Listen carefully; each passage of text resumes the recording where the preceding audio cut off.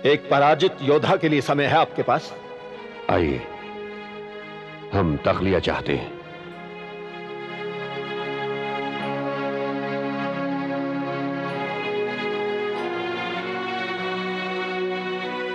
कहिए राजा साहब, क्या कहना चाहते हैं आप? महाबली जानते हैं मैं क्यों उपस्थित हुआ हूं। आप अभी तक नाराज हैं? मेरे अंदर जो ज्वाला भड़क रही है उसे मेरी चिता की आग भी ठंडा नहीं कर सकती। हम कभी गुस्ताखी बख्शते नहीं, मगर आपका नाराज होकर हमारे दरबार से निकल जाना हमने इसलिए नजरअंदाज कर दिया क्योंकि हम आपकी बहुत इज्जत करते हैं।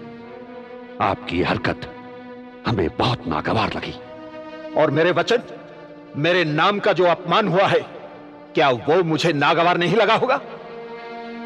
आप भूल गए कि मैं एक राजपूत हूं और राजपूत एक वचन के लिए अपनी जान तक की बाजी लगा देता है। आखिर आपने ऐसा क्यों किया? क्यों? इस सवाल का जवाब वक्त ही देगा। हमें अपने किसी अमल की सफाई पेश करने की जरूरत नहीं।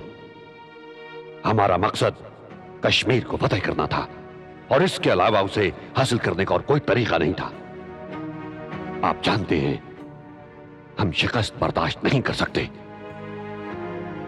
अभी हमने आपसे जो कुछ भी कहा उस पर गौर कीजिए और उसे समझने की कोशिश कीजिए।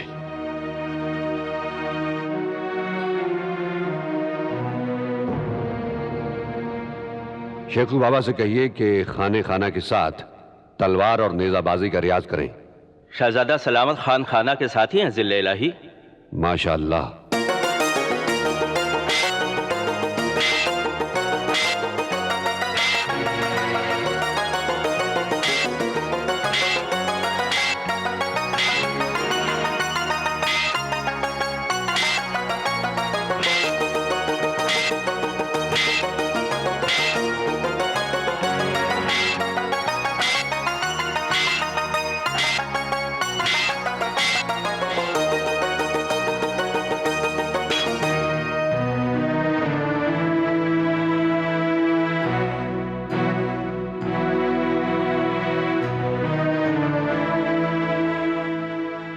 क्या हुआ?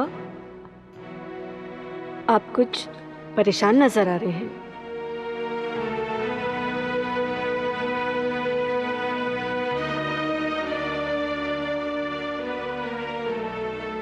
आप कुछ कहते क्यों नहीं? अब तक जो हुआ सो हुआ, लेकिन अब मैं आपको वचन देता हूं, एक राजपूत का वचन, कि आपकी ये धरती हमेशा आपकी रहेगी। आपके शहंशाह के इरादे और वादे में इतना फर्क कैसे आ गया? क्या मैंने आपको पहले ही आगाह नहीं किया था सुल्तान अली? आपको वादे के कच्चे इन लोगों की दावत कबूल ही नहीं करनी चाहिए थी। हमसे धोखा हो रहा है, अपनी जबान से पलट रहे हैं, आप तोड़ रहे हैं अपने वादे को। यह है एक राजपूत का वचन। तारीख आपकी दगाबाजी को कभी माफ नहीं करेगी। तारीख आपकी दगाबाजी को कभी माफ नहीं करेगी। तारीख आपकी दगाबाजी को कभी माफ नहीं करेगी। धोखा, धोखा, धोखा। नहीं!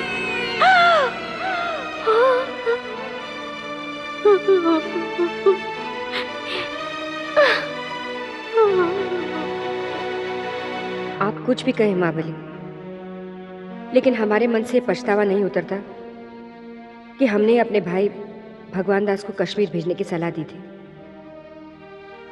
कश्मीर में हमारी शिकस्त के लिए आपके भाई कतई जिम्मेदार नहीं है।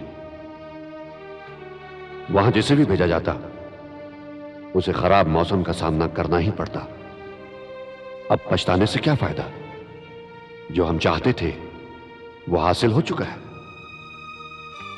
ये तो ठीक है, लेकिन वो बिल्कुल टूट गए हैं। उसकी आप फिक्र मत करें,